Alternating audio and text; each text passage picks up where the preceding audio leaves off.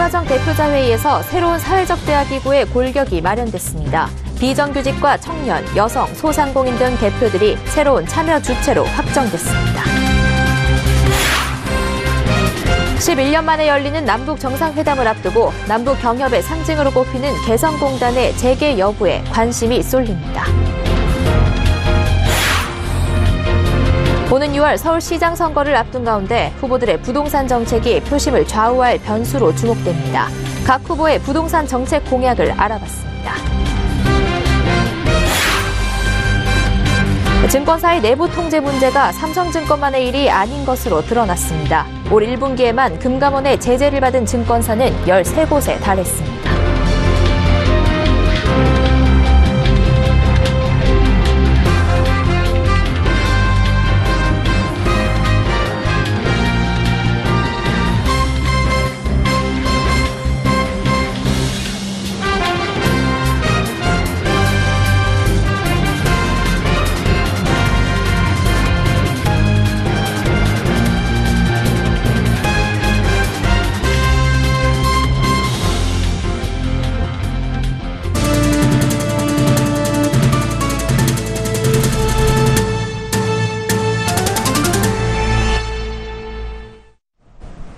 시청자 여러분 안녕하십니까? 센 경제연장 양한나입니다.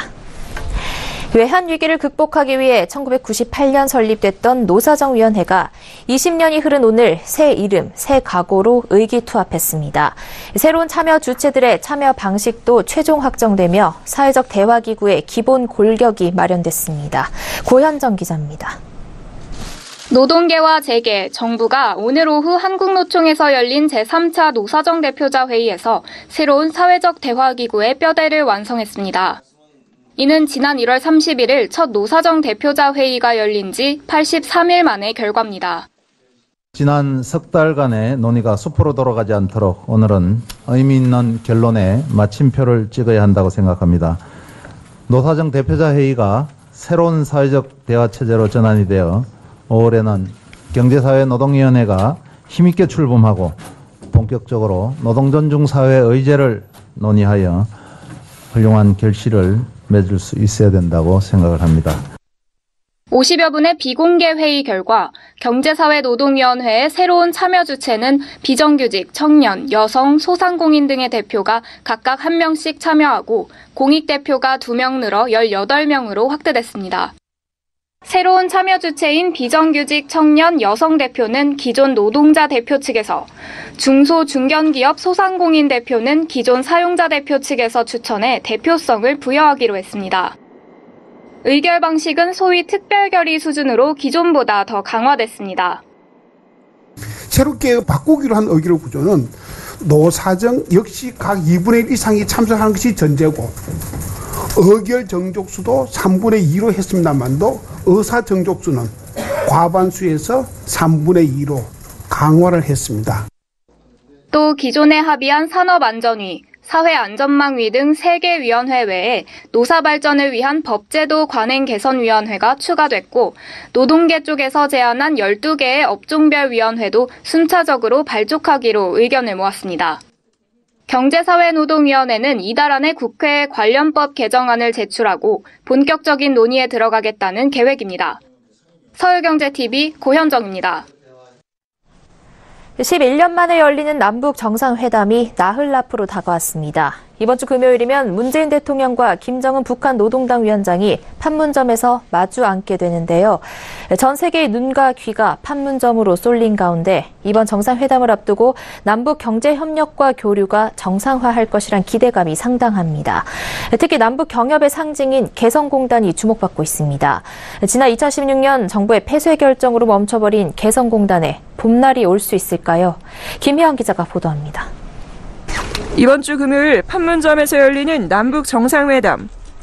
이번 회담을 계기로 남북 경제협력 교류에 대한 기대감이 커지고 있습니다. 북한이 핵실험 중단을 선언하며 경제 문제에 대한 관심을 표명하고 나섰기 때문입니다.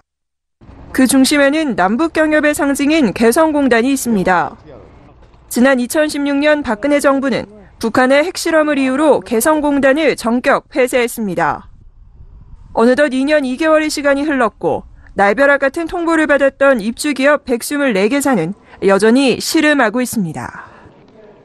아직 만신창이가 돼 있어요. 지금 그냥 그대로 서서 고사되다시피 해가지고 지금 뭐 그야말로 망한 기업이라고 볼 수 있는 게 한 20여 개 정도 되고요. 절호의 기회를 지금 맞이하고 있잖아요. 그죠? 개성공단 닫히고 2년여 만에 이런 기회도 처음이고 지금 이 상황에서 뭐 재개가 목전에 왔다라고 우리는 희망을 나름대로 갖고 있는데 하루속히 좀 재개가 됐으면 하는 그런 바람을 갖고 있어요.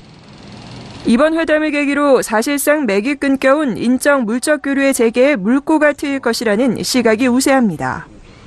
특히 문재인 정부는 중소기업 중심의 경제를 강조하고 있는데 실제 남북경협 사업이 국내 중소기업 발전의 돌파구가 될 수 있다는 분석도 나옵니다. 앞서 문재인 대통령이 내놓은 한반도 신경제지도 구상의 핵심이 중소기업이라는 겁니다.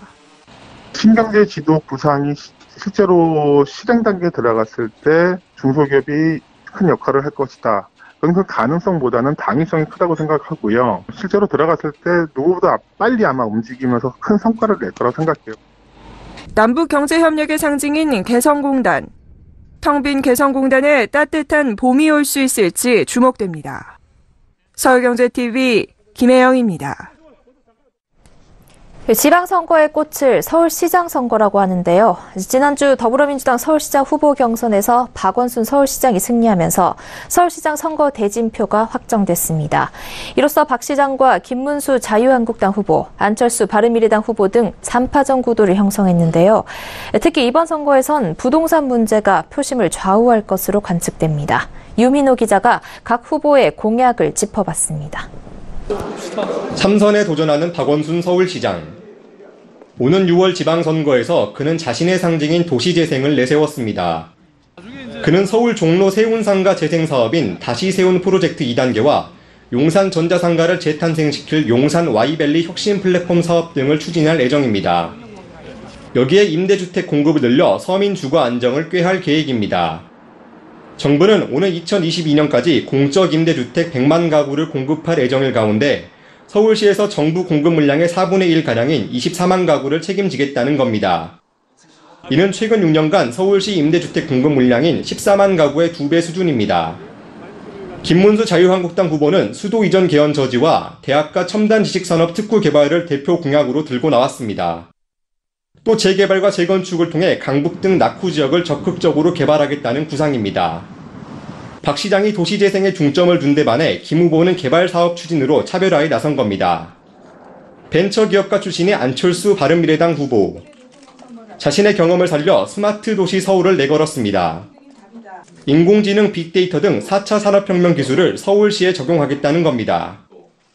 그런 출마 선언에서 한강 르네상스와 도시 텃밭 등 노들섬을 둘러싼 전시 행정을 비판하기도 해 대규모 개발 사업은 벌이지 않을 것으로 예상됩니다. 부동산 정책은 서울시장 선거 표심을 가를 중요 변수로 관측됩니다.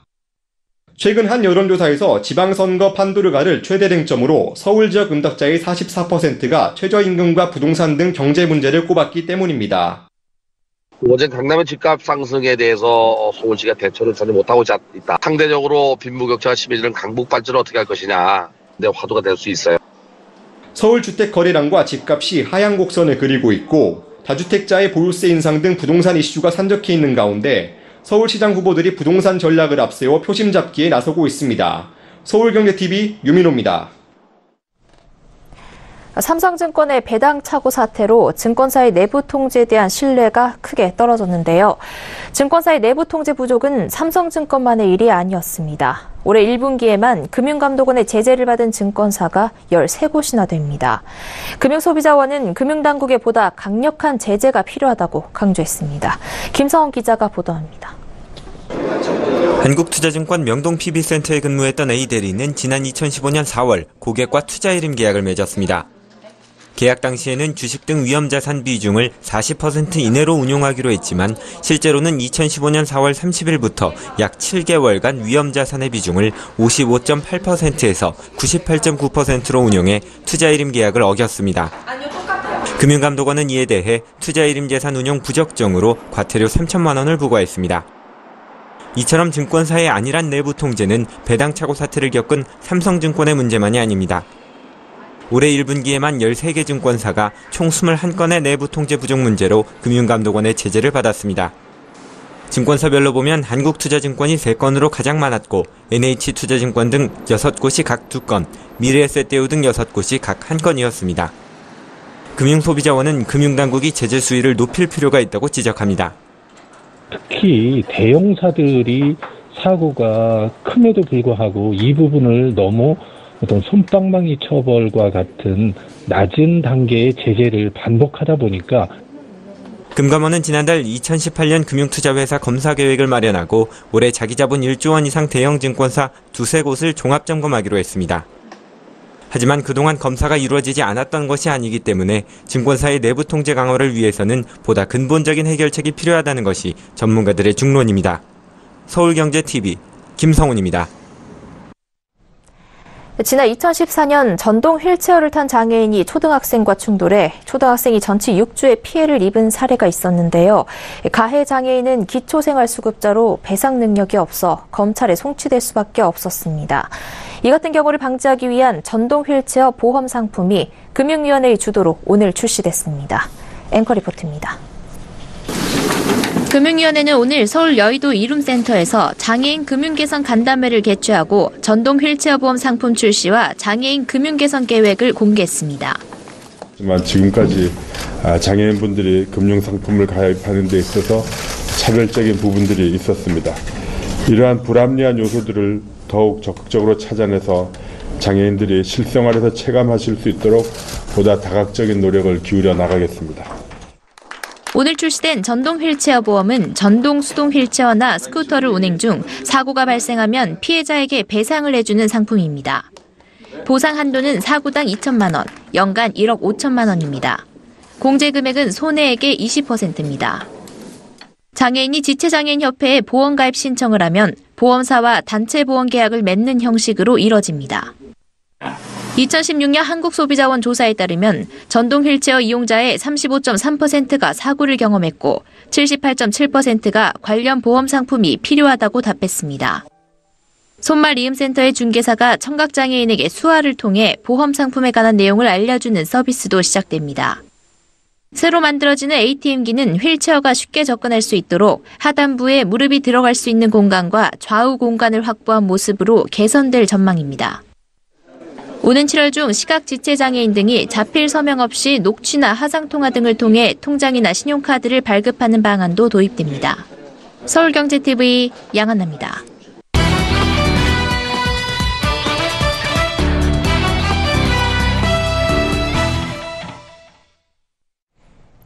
조양호 한진그룹 회장이 어제 오후 대국민 사과문을 내놨습니다. 지난 2014년 12월 땅콩 회항 사건으로 기자회견을 열고 국민 앞에 머리를 숙인 지 약 3년 4개월 만입니다. 가장으로서 자식 교육을 잘못한 자신의 불찰이라며 피해자와 임직원, 국민들에게 사과한 건데요. 하지만 경찰과 관세청 조사에 대한 언급은 없었고 최측근을 전문 경영인에 도입하는 등 진정성에 의문이 든다는 지적도 나오고 있습니다. 자세한 이야기 경제산업부 정창신 기자와 나눠보겠습니다. 정 기자, 조양호 회장이 대국민 사과문을 발표했는데요. 어떤 내용들 담겼습니까? 네, 자 어제 오후 5시 30분쯤 이 한진그룹은 조양호 회장 사과문이란 제목의 자료를 출입 기자들에게 배포했습니다. 이 10문장짜리 사과문엔 피해자와 국민, 임직원들에 대한 사과와 함께 이번에 물의를 일으킨 조현민 전무 사퇴, 3년 전 땅콩회항 사건의 당사자인 조현아 사장의 사퇴 등이 담겼습니다. 조양호 회장은 가장으로서 여식이 일으킨 미숙한 행동에 대해 참담한 마음을 금할 수 없다면서 모든 것이 저의 불찰이고 저의 잘못이라고 밝혔습니다. 조 회장은 이번 사태를 통해 상처를 입은 피해자, 또 임직원 및 국민 여러분들께 사죄의 말씀을 드린다고 덧붙였습니다. 지난 12일 불거진 조 회장의 차녀 이 조현민 전무가 홍보대행사 직원에게 물을 뿌린 의혹에 대해 아버지로서 사과한 겁니다. 조 회장은 사과에 더해 조현민 대한항공 전무와 조현아 칼호텔 네트워크 사장에 대해 즉시 모든 직책에서 사퇴하도록 조치하겠다고 밝혔습니다. 또한 그는 이 대한항공 전문 경영인 도입과 관련해 석태수 한진칼 대표이사를 보임하겠다면서 이사회 중심의 경영을 강화하고 또 외부 인사를 포함한 준법위원회를 구성해 유사 사태의 재발을 방지하겠다고 덧붙였습니다. 하지만 조 회장이 내놓은 대책은 이 딸들을 경영에서 손떼게 하고 또 자신의 최측근으로 한진그룹의 지주회사인 한진칼의 대표를 맡고 있는 석태수 씨를 대한항공 대표이사 부회장으로 앉히겠다는 것 외에는 별다른 게 없습니다. 네, 이번 사과문을 보면 조양호 회장 본인은 물러날 생각이 없어 보이는데요. 일각에서는 그룹 총수로서 책임을 지고 사퇴해야 한다, 이런 목소리도 나온다고요. 네. 자, 청와대 국민청원 게시판을 보면요. 이 조양호 회장의 경영 사퇴를 촉구하는 이 청원글이 100여 건에 달합니다. 어제 조 회장이 아버지로서 사과는 했지만 이 전문 경영인 도입에 진정성이 없고 또 두 딸은 경영에서 물러나게 했지만 아들인 조현태 사장은 여전히 경영을 맡고 있는 건 문제라는 지적입니다. 아들인 조현태 대한항공 사장은 지난 2000년 교통법규를 위반한 뒤 단속 경찰관을 치고 뺑소니 치다가 뒤쫓아온 시민들에게 붙잡힌 적이 있습니다. 또 2005년엔 아이를 안고 있던 70대 할머니를 폭행해 사회적 물의를 일으키기도 했고요. 또 2012년에는 인하대학교에서 1인 시위를 하던 이 시민단체 관계자에게 욕설을 퍼붓기도 했습니다. 이런 자식이지만 두 딸만 경영에서 물러나게 하고 아들은 그냥 둔 겁니다.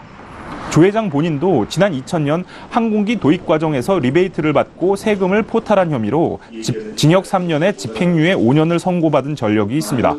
또 2013년 5월부터 2014년 8월까지 서울 평창동 자택 인테리어 공사를 하면서 대한항공 인천 영종도 호텔 공사비 일부인 30억 원가량을 사용했다는 혐의로 이 경찰이 수사를 해서 지난해 말 검찰의 기소 의견으로 송치된 상태입니다. 네, 이와는 별개로 지금 경찰과 관세청 수사는 본격화되고 있죠? 네네. 자, 우선 경찰은 이번 주 조현민 씨를 소환할 예정입니다.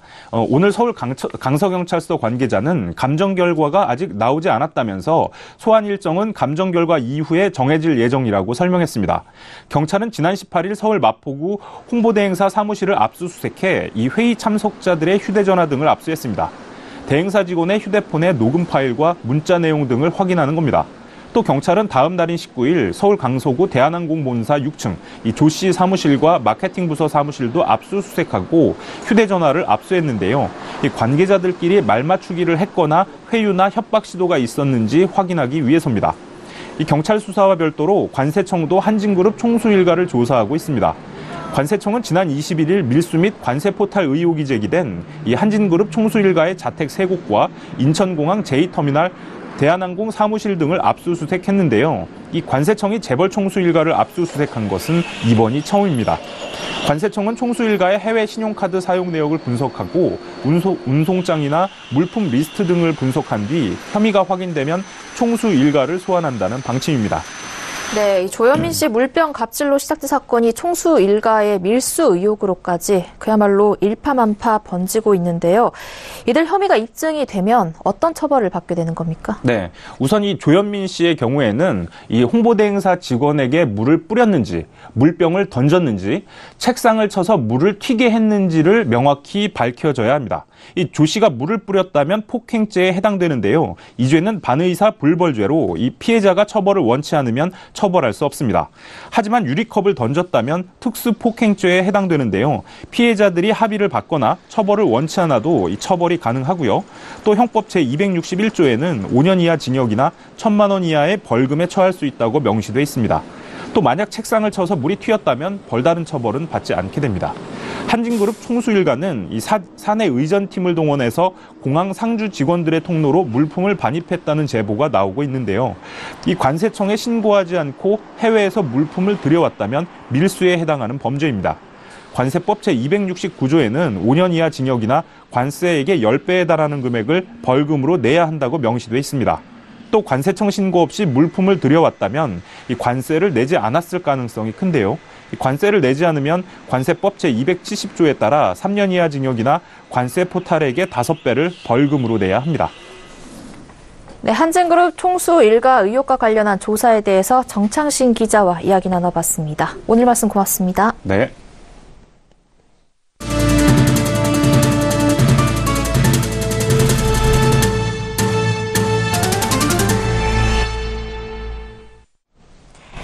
한국잼 노사가 오늘 오후 4시쯤 2018년 임금 및 단체 협약에 대한 교섭 잠정 합의를 이끌어냈습니다. 이 회사의 노사는 희망퇴직 후 군산공장에 남은 근로자 680명에 대해 희망퇴직과 전환 배치를 시행하고 무급휴직은 실시하지 않기로 했습니다. 다만 희망퇴직 시행 이후 잔류 인원에 대해선 희망퇴직 종료 시점에 노사가 별도 합의하기로 했습니다. 한국GM 관계자는 이번 잠정 합의안은 한국 정부와 노동조합으로부터의 협상 시한 연장 요청을 받아들인 후 가진 집중교섭의 결과로 도출됐다면서 한국GM 회생을 위한 산업은행의 지원 및 신차 생산 배정에 밑바탕이 될 예정이라고 설명했습니다.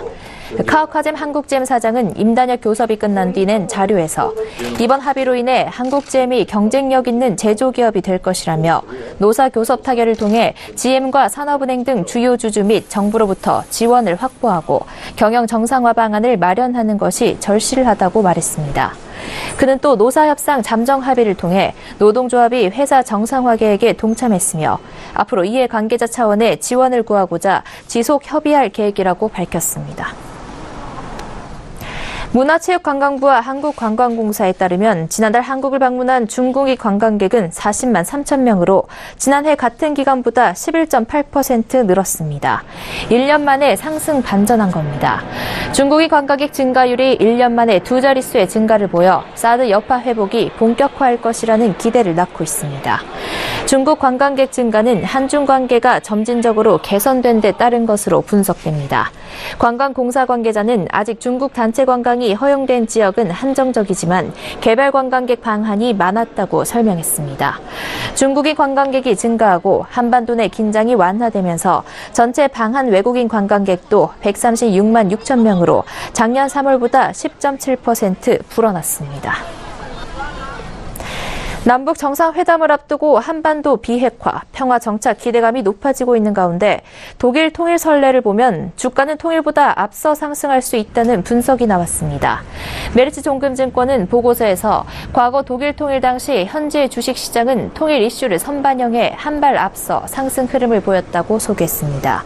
이 증권사의 이진우 연구원은 독일 주식시장은 공식적으로 통일되기 전부터 상승했는데 1988년부터 진행된 소련의 입장 변화가 그 가능성을 높였기 때문이라며 베를린 장벽이 붕괴한 1989년 11월 이후 주가는 다시 한번 강하게 올랐지만 정작 통일이 공식화한 1990년 10월 이후에는 통일 비용 우려 등 영향으로 큰 폭으로 내렸다고 설명했습니다. 이 연구원은 독일 통일 당시 관련 비용 충당을 위한 대규모 국채 발행으로 국채 금리가 7%대에서 9%로 급등했다며 남북한은 당시 동서독보다 경제적 격차가 더 크기 때문에 금리의 상승폭은 독일보다 클 수 있다고 예상했습니다.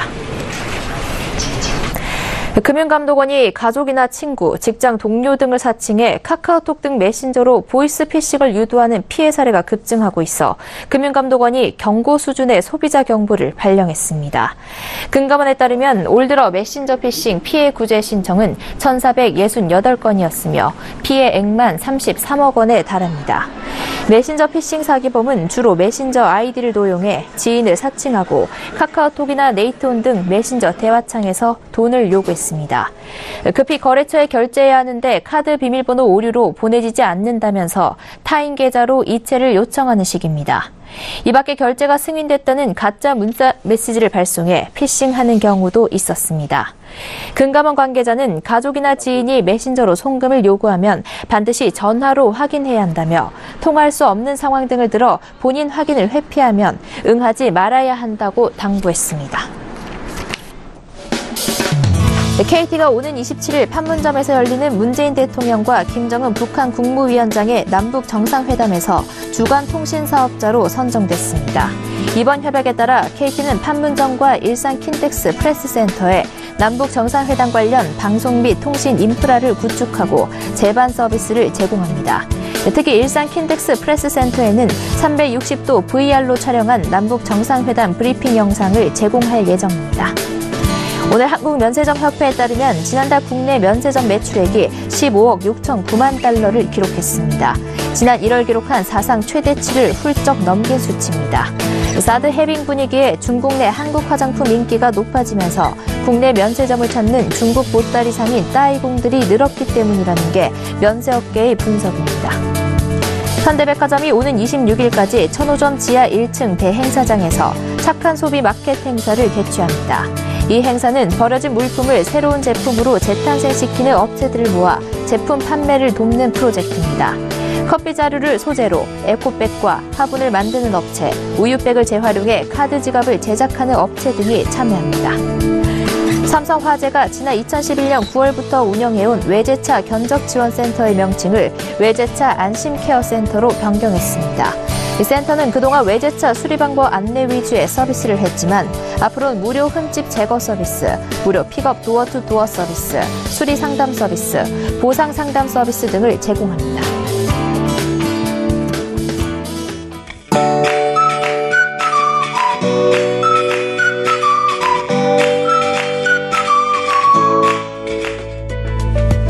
안녕하세요. K웨더 라이프스타일 예보 첫시입니다.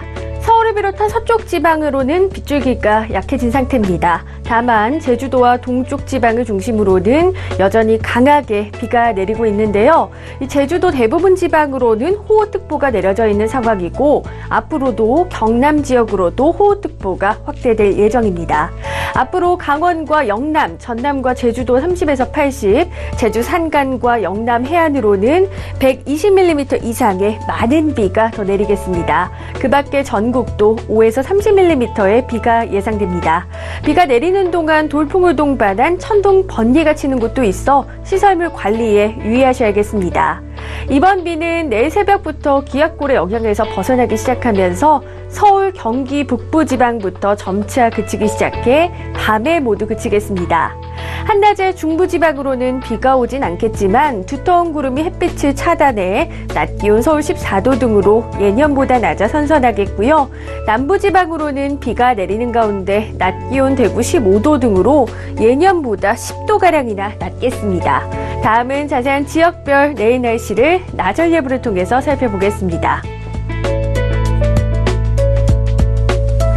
중부의 비는 새벽에 서울, 경기 북부를 시작으로 점차 그쳐 오전에는 강원도, 낮에는 충청도도 그치겠습니다. 동해안 지방 밤까지 비가 이어지겠고 낮 기온 강릉 10도 등으로 낮겠습니다. 남부지방의 비도 밤에 그치겠고 한낮에도 대구 15도 등으로 쌀쌀하겠으니까요. 감기 조심하셔야겠습니다. 전해상으로도 비 소식 있고요. 물결도 매우 거세게 일겠습니다. 수요일부터는 구름만 다소 지나는 가운데 따뜻한 봄 날씨를 되찾겠습니다. 날씨였습니다. 센 경제 현장 여기까지입니다. 시청해주신 여러분 고맙습니다.